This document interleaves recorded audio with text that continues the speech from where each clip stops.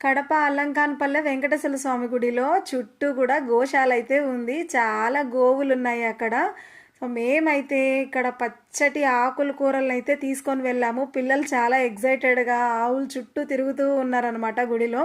ఈ ఆకుకూరలకైతే నేను రైతు మార్కెట్కి వెళ్ళేసేసి ఆ అక్క దగ్గర చాలా ఆకుకూరలు కావాలి అని చెప్పేసి కొనుక్కున్నాను అనమాట.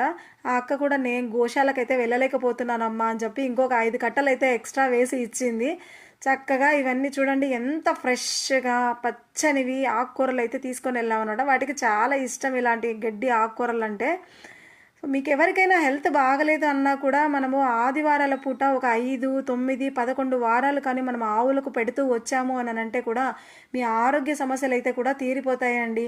సో ఇంకెందుకు ఆలస్యం, మన అలంకాన్పల్లెలో ఉన్నటువంటి గోశాలకు వెళ్ళి ఆవులకి మంచి ప్రేమగా మీరు తినిపించండి. మీకు అంతా మంచి జరుగుతుంది. నాకు కూడా ఎప్పుడు కుదిరితే అప్పుడు వెళ్ళిపోయేసి నేను ఇలా మంచిగా గోవులకి సేవ అయితే చేసుకొని వచ్చేస్తానన్నమాట.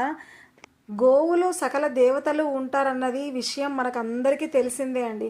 అందుకని మీరు అందరూ కూడా ఆ గోమాతకు సేవ చేసి మీకున్నటువంటి అన్ని దోషాలను పోగొట్టుకోండి. అంతకు మించి ఏంటి అని అంటే మనం వాటికి తినిపిస్తున్నప్పుడు అవి తింటూ ఉన్నప్పుడు మనకు కలిగే ఆ ఆనందం ఉంటుంది చూడండి, అది చాలా హ్యాపీగా అనిపిస్తుంది అనమాట. అలాంటి సంతోషాన్ని మీరు ఎవ్వరు కూడా మిస్ అవ్వకండి. అసలు జీవితం అంటేనే చిన్న చిన్న ఆనందాలతో ముడిపడి ఉంటుంది. చూడండి అది ఎలా లాగేసుకుంటుందో. నేనైతే ఫుల్ సంతోషంగా ఉన్నాను.